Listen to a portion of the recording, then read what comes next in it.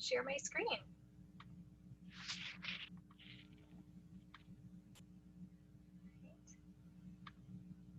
Ta-da! All right. Yay. Thank you everyone for being here for grant writing in the time of coronavirus. I feel like this title is not old yet, even though everybody is using it in the time of coronavirus. I think it's really important because grant writing is important itself.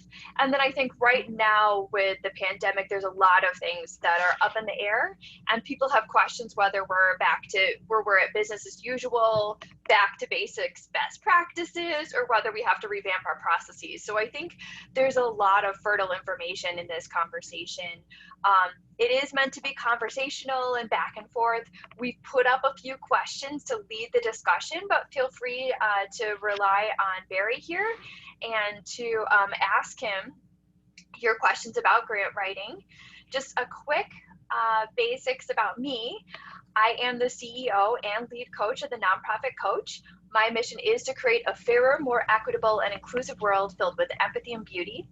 My team and I do this by supporting our nonprofit clients with strategic planning, fundraising training, and fundraising support, like grant writing. Okay.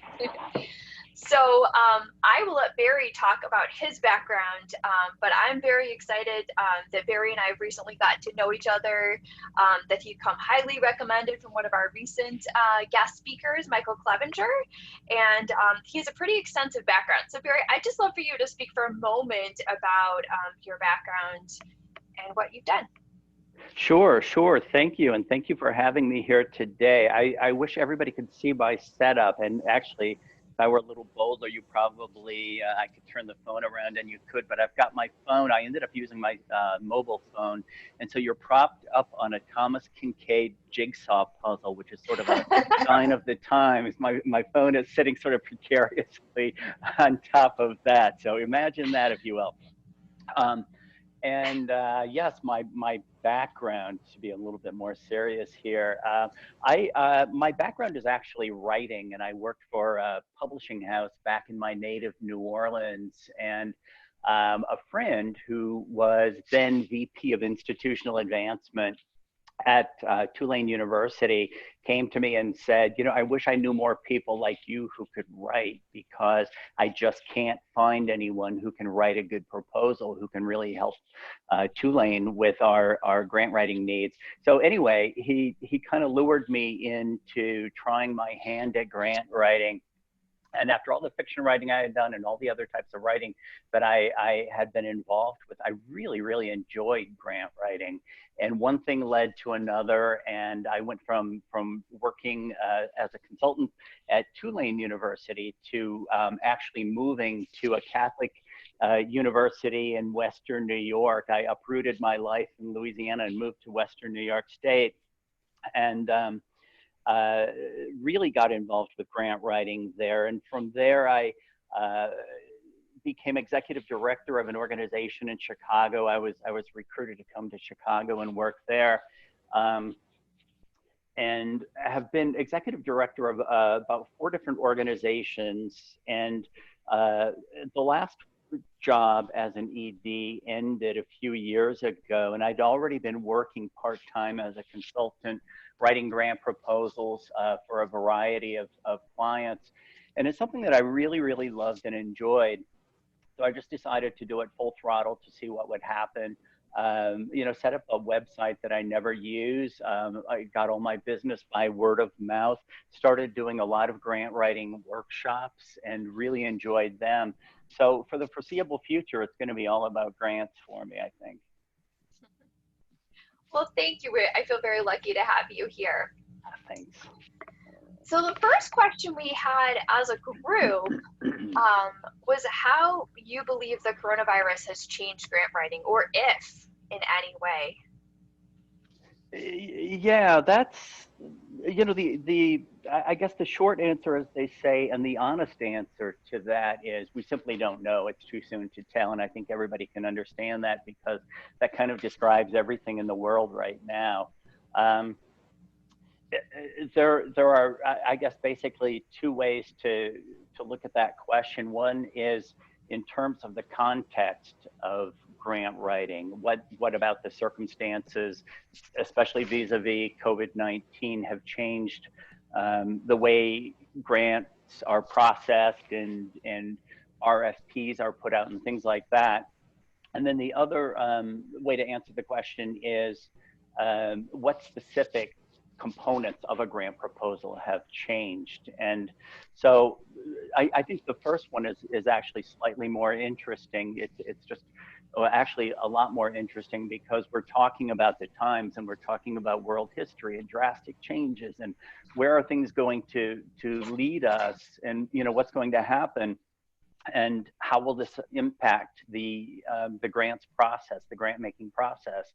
And for me, what I tell my clients regarding the context of seeking grants is it's really, really helpful if we just very simply look at the grant making process in a temporal sense for a moment. We take a perspective that looks at everything that's pre-COVID-19 for one part, post-COVID-19 for the second part, and then what's in between, what's happening now, which is obviously in flux.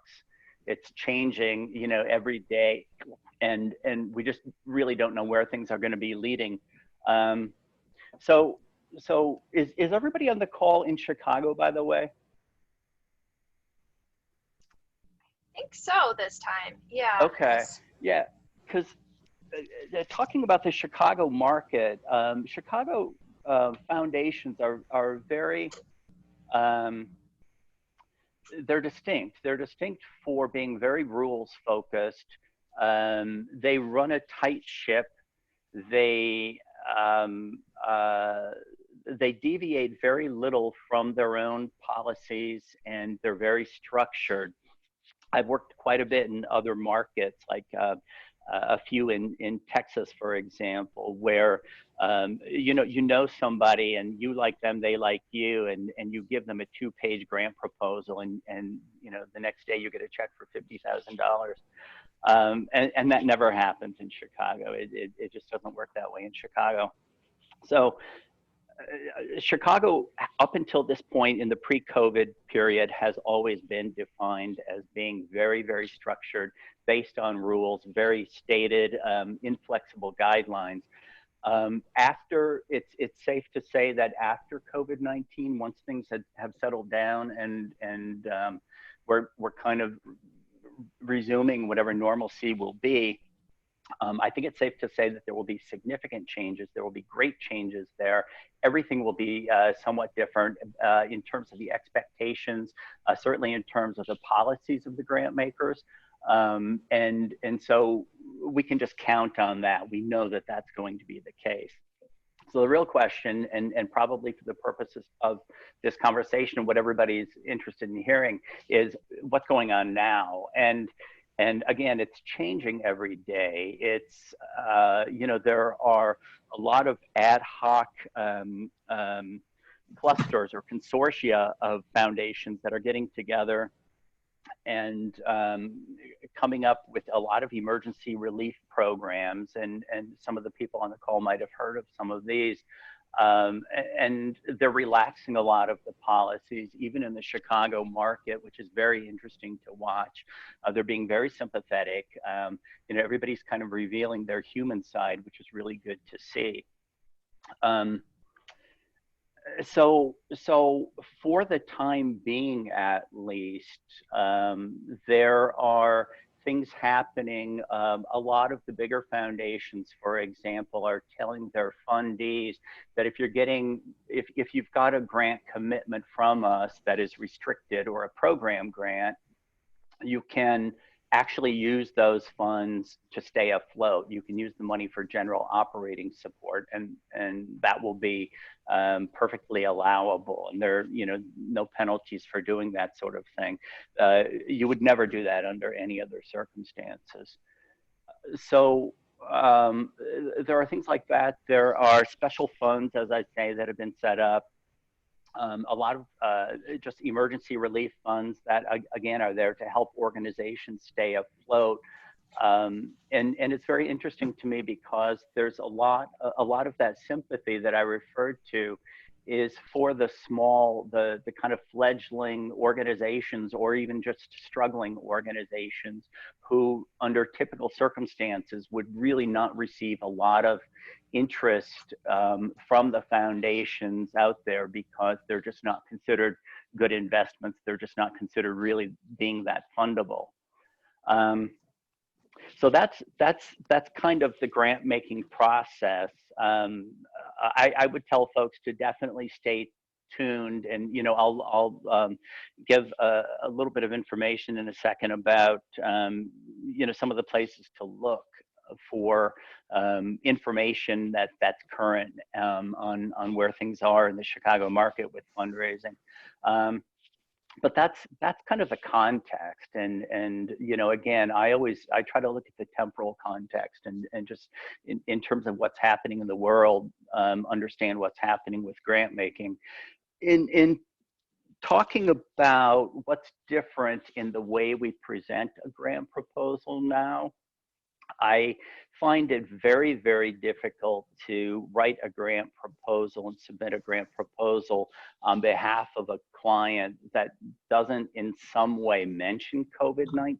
It just sort of feels a little bit insensitive to be doing that. And so whether it's in the cover letter or whether it's, just some component in passing in the narrative, I just feel like it's necessary to mention how COVID-19 affects whatever it is that I'm writing a proposal for, or how what I'm writing the proposal for, affects communities who in turn have been impacted by COVID-19. You want to be sure in submitting a proposal also that you're sensitive to the fact that there are lots of organizations out there that need emergency relief. And it's not to say that any grant proposal is automatically frivolous, but in the context of this, unprecedented pandemic and the world just kind of going crazy and nobody really knowing what's coming next and how bad this is going to be, I would also caution people in the grant proposal to make sure that it's something that really needs to be funded right now, because there are lots of really, really good causes now, and that argument could always be made. But at this time, there are so many really pressing and urgent needs, and we all get that. So while there may be opportunities out there that you think your organization qualifies for, I would say, ask yourself, be really, really sure that this is something that is appropriate to be submitting right now. And with that, it's also interesting to me because one great thing about the Chicago area and foundations there, Chicago really understands and respects arts organizations more than many other markets I've worked in. And so if you have an arts organization or something whose mission and services aren't necessarily connected to the pressing needs of the time, a case can still be made for the work that you do. Chicago, I know of some funders that are really smiling on arts organizations and are going out of their way to really be promoting performance, online performance, and new platforms, new formats and things for arts-based organizations to be doing their thing and to be fulfilling their mission. And they're being very supportive of that financially too. So it's nice to see that does still exist. There are organizations, I've got a couple of clients who have programs that were kind of difficult to get foundations interested in before. And I'll give you one example. It's a chaplaincy service. It's an ecumenical chaplaincy service that goes into places like Stroger Hospital and the Core Center, where there's just no budget for chaplaincy, and there's a great need for that type of service. as you might imagine, that's not something that a lot of foundations really see value in. And so finding funding has been a little bit challenging all along.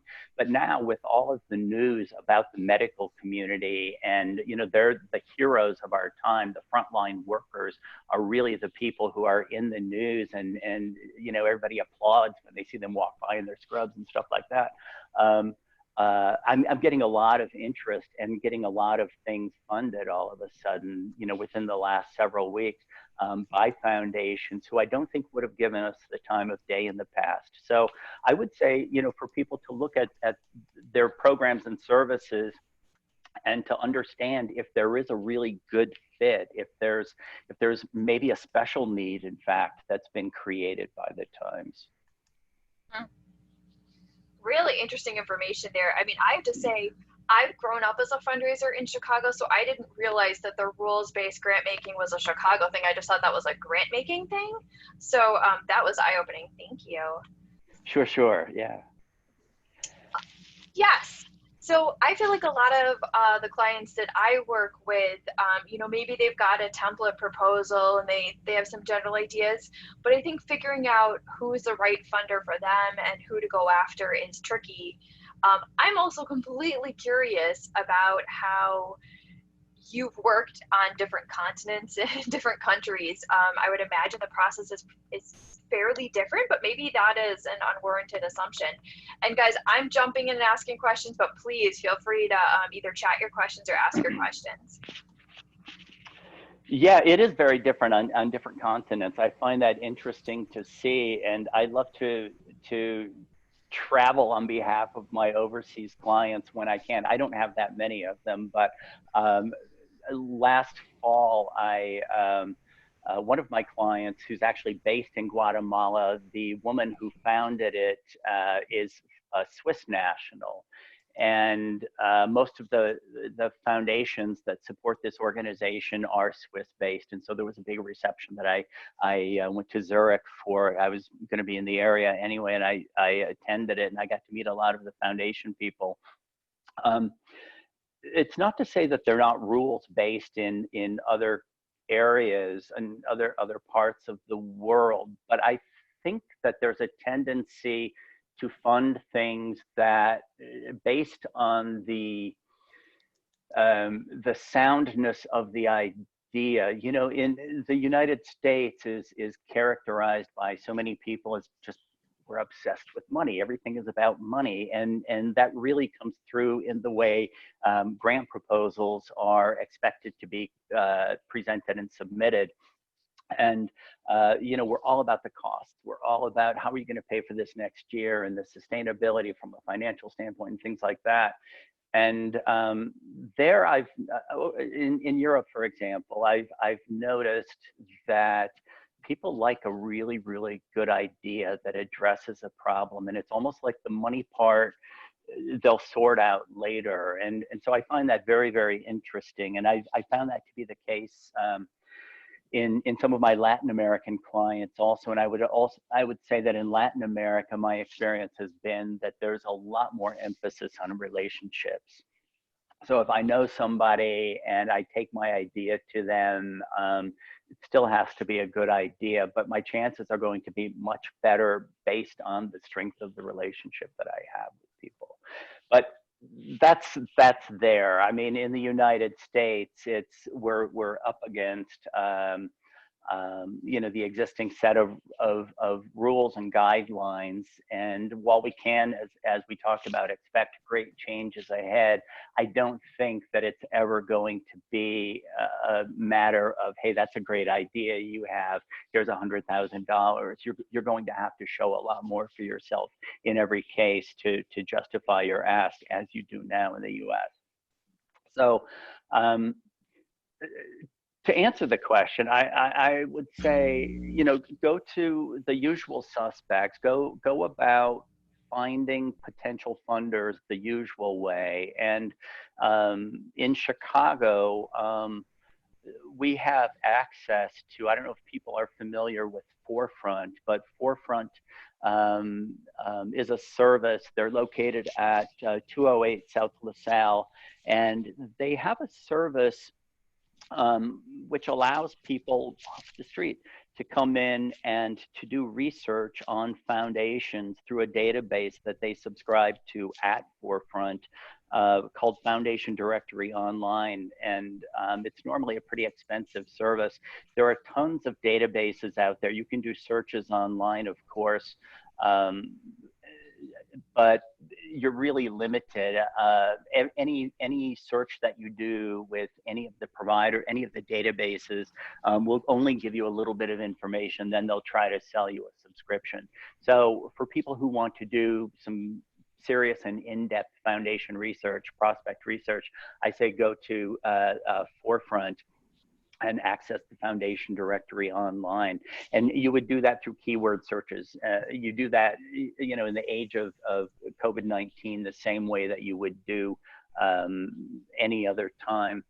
And I mentioned earlier that there are some kind of ad hoc clusters of foundations, sort of consortia that have gotten together. They're doing a lot of relief, various types of relief funding. If you go to the Polk Brothers Foundation website, if you go to Chicago Community Trust, and I would actually suggest the latter because I think they're spearheading all of this.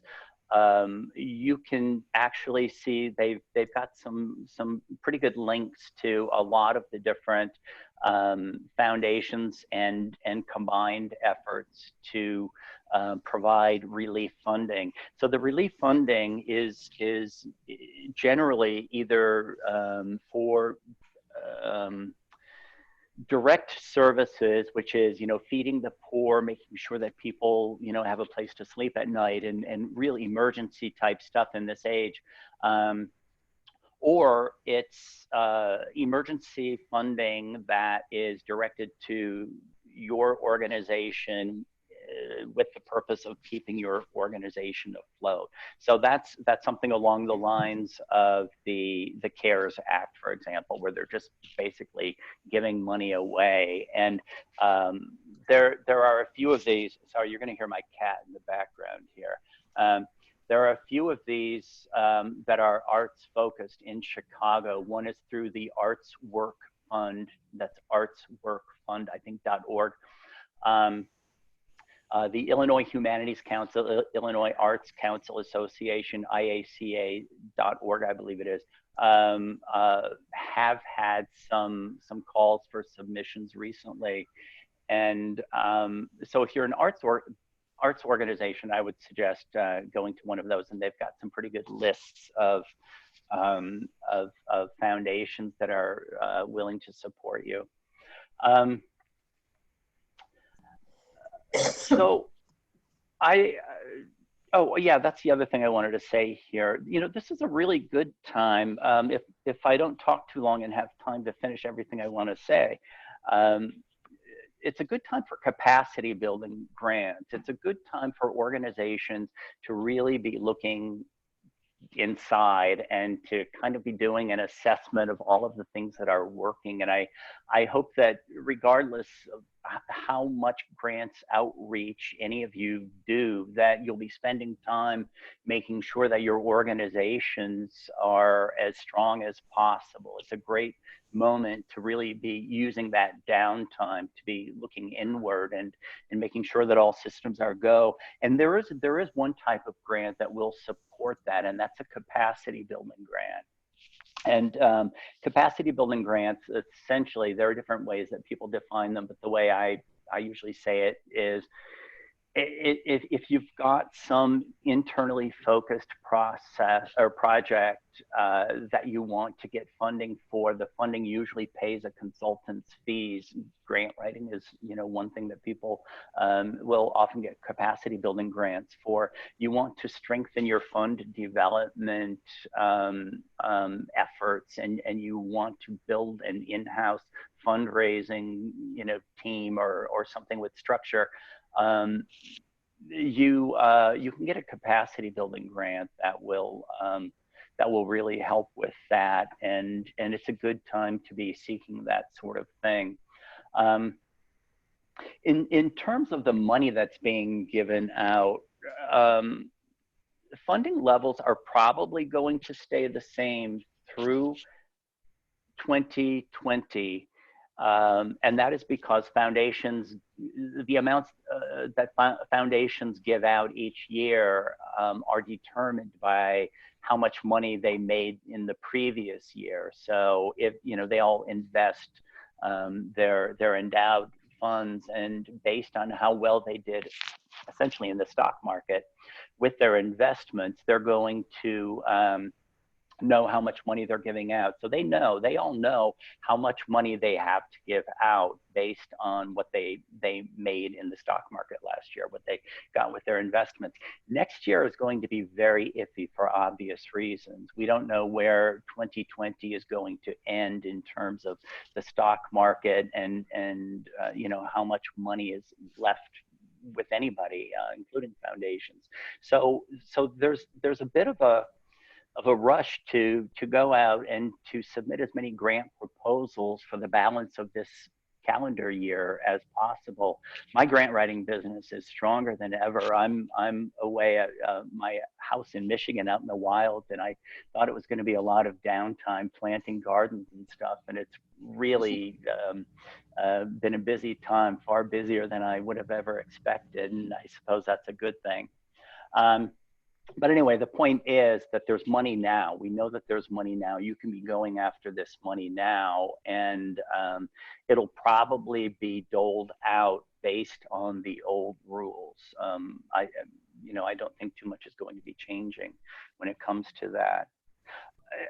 And then the last point for this question that I would want to make is, your starting point in seeking funders is not going to be what's available. That's not the first place that you look. The first place that you look is always going to be at your own programs and your own organizational needs.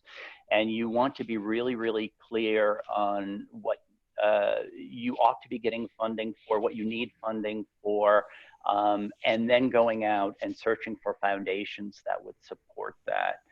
In my grant writing classes, one of the things I spend a little bit of time on is how program officers at foundations can always tell when you're chasing the money, when you're trying to create a program around an opportunity that you've found with them. And it's a good way to really score a lot of bad points with foundations, and they'll unfortunately often remember you for it. They remember who's good and who's bad and who's naughty and who's nice and stuff like that.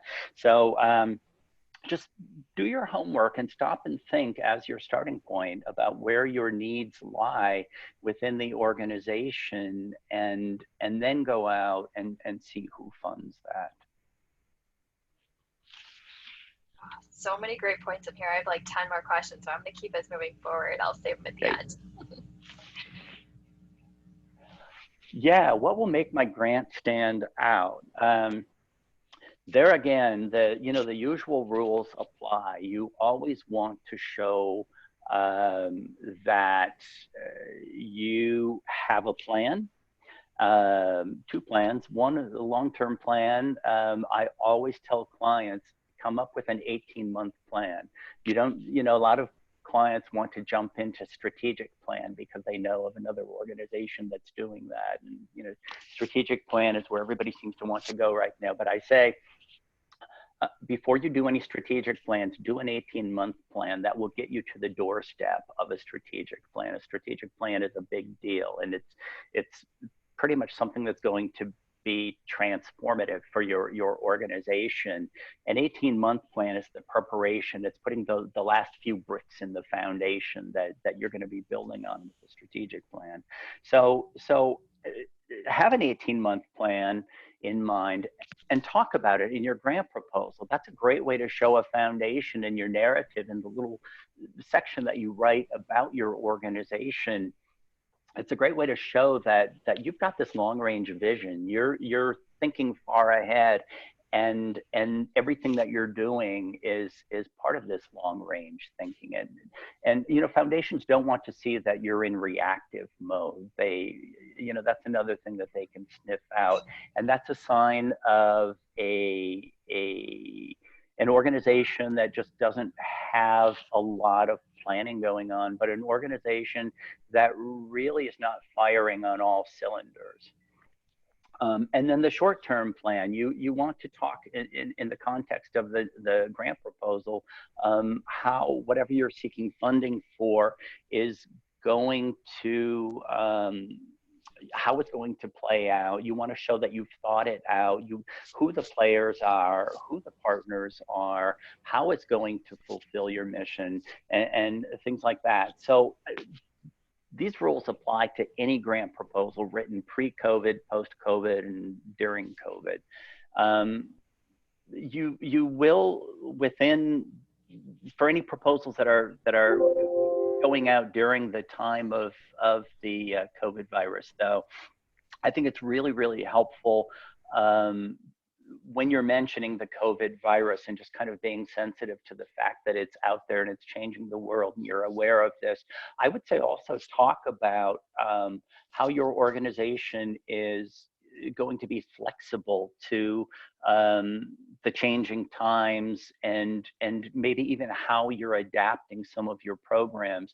I have, this is not a client, but it's a friend who's got this organization I love. It's called Youth for a Better Future, and they're getting off the ground, and they're basically working with kids from what we call under-resourced communities who need a lot of help. They need structure in their lives. They need help with homework. They need, you know, a chance to pursue their talents and their passions and things like that. And these things happen at Youth for a Better Future.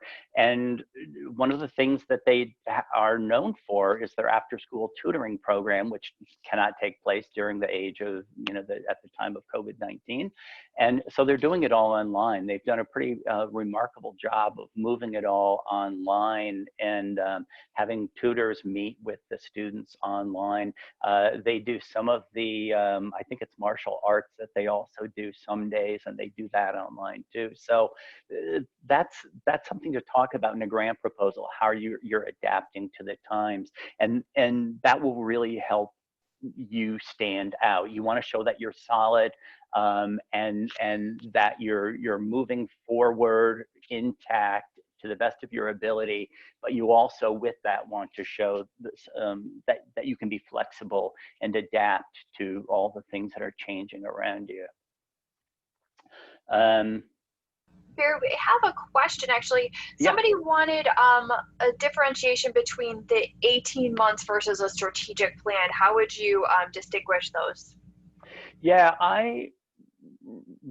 briefly, I would say a strategic plan tends to be a lot bigger and more serious, which is not to say that an 18-month plan is neither of those things, but an 18-month plan I see as something that gets you from where you are right now to being, as I said earlier, on the threshold, on the doorstep of being able to do a strategic plan.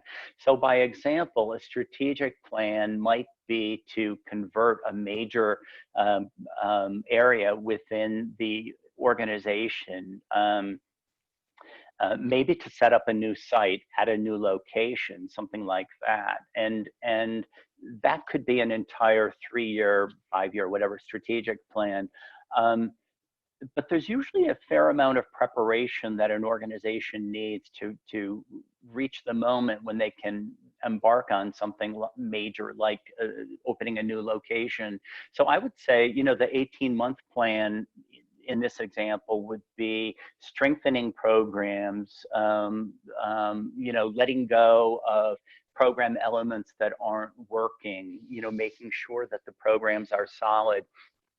Codifying some of the, if there are volunteers that are involved, you know, making sure that you've got a good, solid volunteer training program for it, you know, all the things that you might classify as setting up for making a big change.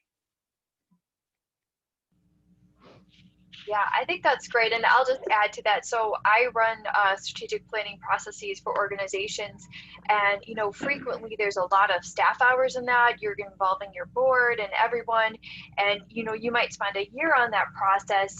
And I really have people drill down into the effectiveness of their programs, even if they didn't initially want to do that. Maybe they were just like, how do I make a lot more money? But sometimes I'm like, well, are your programs working? Because then people don't want to fund them if they're not. So, there's a lot that goes into it. And really, as Barry's mentioning, if you've been in reactive mode and then you're suddenly switched into this large process where you're looking into things, I think it makes sense that maybe what you need to do is really transition out of reactive mode and have some more day-to-day planning so that you're not in that mode before you can devote the kind of staff and organizational resources to a process. Right, right. Would you like to move to the next slide? I would. Yeah, there was something I was going to say in response to that, and it just slipped my mind. So why don't we move on, and it will come back. Absolutely. As it always does. Yeah. So how do I make my organization a good candidate? Again, you do all the things that you normally would do. You present yourself to be as strong an organization as possible. You always want to do that. You want to talk about long range plans, if for no other reason, to indicate to the foundation people that you're thinking long term and that you're not in that reactive mode that we keep speaking about. Um, you want to have and to be able to talk about having a fundraising plan. I like to just incorporate a sentence or two about this in proposals to show that, we're aware of what strong organizations need to be doing. So even if my organization is young and starting out and maybe even struggling, we want to show that we're doing the right things. We want to show that we're trying. We know what we need to do to get where we want to be, even though we admit that we're not there yet. So within the fundraising plan, one of the things that I really like to talk about in grant proposals is I like to give a little bit of evidence about how we're diversifying our revenue sources, and foundation people, program officers, take comfort in seeing this. No foundation, with rare exceptions, no foundation really ever wants to be the sole supporter of any initiative, or any organization for that matter. So you want to show that you're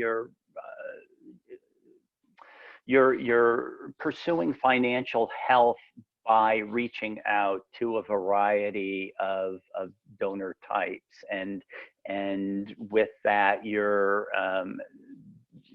having events, and you're just doing a variety of things that will contribute to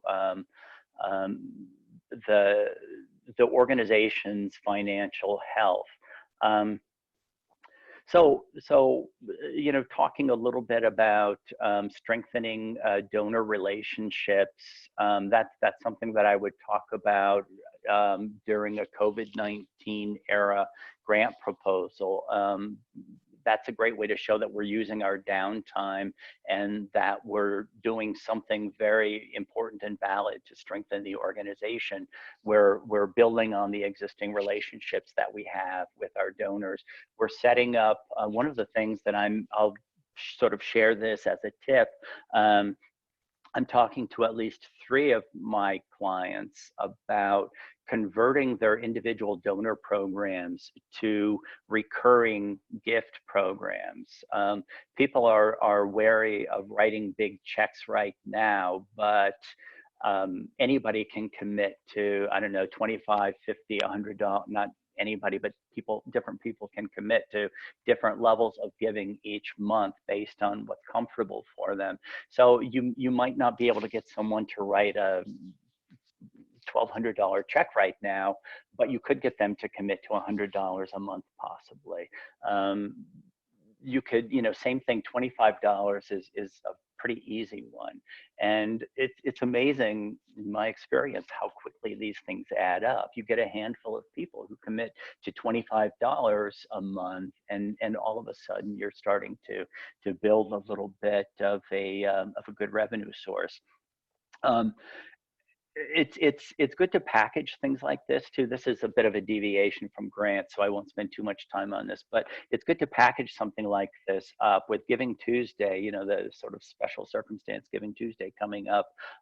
That may be a good time to be putting communications out to your followers, trying to enlist them as monthly donors. So I don't know that there's anything else to say about how to be a good candidate, except I would emphasize using your downtime, focus internally, focus on strengthening the organization. You know, with the fundraising plan, I think that's always a good thing to work on during downtime. Fundraising, a communication strategy, because few organization leaders really have time to sit back and to map out what a communication strategy is going to be.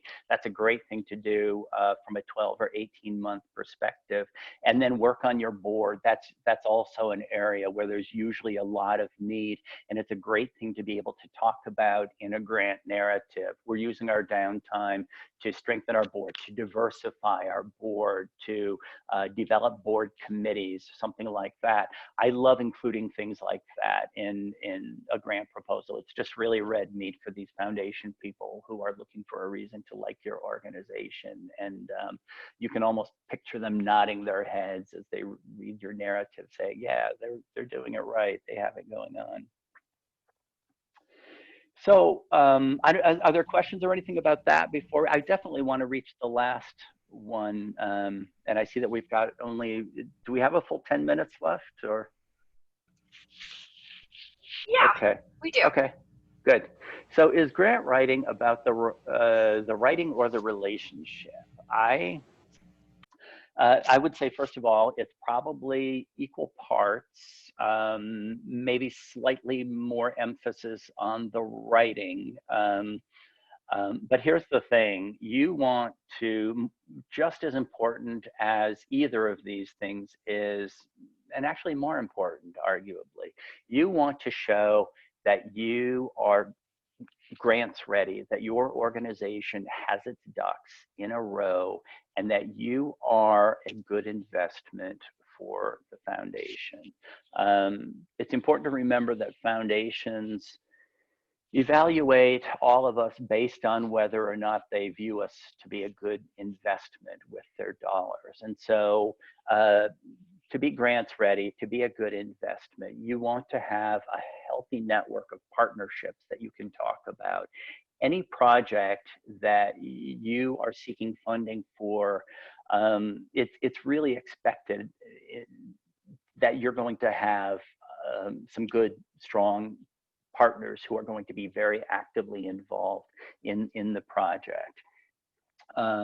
You want to show signs of sophistication and maturity for an organization. I love working with young organizations because there's so much change that you see happening. And um, um, one of the things that they always struggle with is a weak board in particular, or just not having the staff to do a lot of things. And so you want to show that you're thinking about all of these things, even if you don't have the staff to be, if you can't afford a full-time fundraiser. You want to show that you've got things in the works and that you understand that these things are necessary and that they have to be part of the process. And the more you can show along these lines that sort of indicate you're grants ready, you're thinking maturely, even if you're not quite a mature organization yet, the more the foundation people are going to smile on you and your grant proposal. You never want to show that you're in reactive mode again, and that you're making anything up as you go along. You want to show signs of having a good, solid plan as best you can. Anyway, I really wanted to make that point. So I think that's most of what I had for that question. I don't. Are there other questions, or I think that was the last like you want official me just? question. All right. And one of the things that I think going along with what you're saying that a fellow development director shared with me back when I was running an organization, she'd been very good at getting in new funders. And I had asked her about it, and she said, well, one of the things she did is she just didn't turn in her proposal on the deadline like everybody else did. She always turned it in about a month earlier. And so the organizations picked up, the funders picked up on the fact that she was more organized. And it strikes me that that fits in what you're saying about not appearing to be in reactive mode. Yeah, yeah, that's a really interesting point, and I wish I could say that I have the good habit of turning proposals in a month early. That's not always the case. Um, but here's something that's really connected to it, and I think I brought this up a little bit earlier. Foundations really do remember you. They remember your organization. The chances, as most of you I assume know, the chances are much lower that you're going to get a proposal funded the first year that you submit. Chances are much better than in the coming year, the next year. They generally do remember you. Um, they remember you personally also. And there's a story I tell in my grant writing workshop about one foundation's program officer who we just butted heads all the time. And it's the only time, I don't recommend doing this. It's the only time I've ever fired walked away from a situation where we were trying to figure out funding, because it was just really clear she was personally not interested in supporting us, and she was just really giving me too much of a hard time, and I knew that my time would be spent better with other conversations. But anyway, she's like on her third foundation now, so I'm just really careful when I submit a proposal to any of the foundations where she is, that it be submitted with somebody else's name. And uh, they they do remember you for all the good reasons too. Submitting a proposal a month early is a great thing. In my early days of being in Chicago, I was mostly focused on corporate foundation outreach, and I moved to Chicago knowing nobody at all, and I really needed to fast track meeting people. And so I went to a lot of luncheons and panel discussions and things like that. And after those events, the speakers, especially anybody from a foundation, they're just swamped by everybody who wants to, engage them in conversation. I would always go up with my business card, and I would just give them my business card and say, thank you, I really enjoyed, I found it interesting, enjoyed what you had to say. And then I would follow up the next day with an email. And it's amazing how many times they remembered me, because I was like the guy who was acting in earnest, and I wasn't trying to become their sudden best friend, and I wasn't trying to manipulate them into coming to my fundraiser or anything. And so they appreciate things like that, and they do remember you. So um, maybe this goes back to the relationship part. There's so much to be said for building relationships, good relationships, because they last even when you move to a new organization or they move to a new foundation. I think it's a great point that I think sometimes in the fundraising process in general, over any giving stream, we lose sight of the humanity of the funders, that they are people. And, one of my friends, we had worked together, and then when she switched to being on the giving side, I remember someone said to her, welcome to your last bad lunch and your last sincere compliment, because just knowing the way people are going to keep trying to have relationships with her, and the way that that was going to happen. And it's been interesting. I think it's important for them to try to figure out how do they keep themselves grounded and close to the work when everybody is trying to become their friends. Uh, Yeah, absolutely. I have a number of friends who work at foundations. One who's the head of a foundation in Chicago, and I often joke. Her line is, "I certainly know how the Kardashians feel," and it's yeah, it's the program officers version of fame, I suppose. Yeah. Yes. Um, yeah, but grant writing is a wonderful thing and it's a very useful thing. And that's not going to change. There are so many things that will change, as we talked about when we started out, and we just can't know what they're going to be. We don't know how bad and what the duration of this coronavirus um, pandemic is going to amount to. But I think it's really important that we keep doing the things that we can do, including grants outreach where it's appropriate and applicable.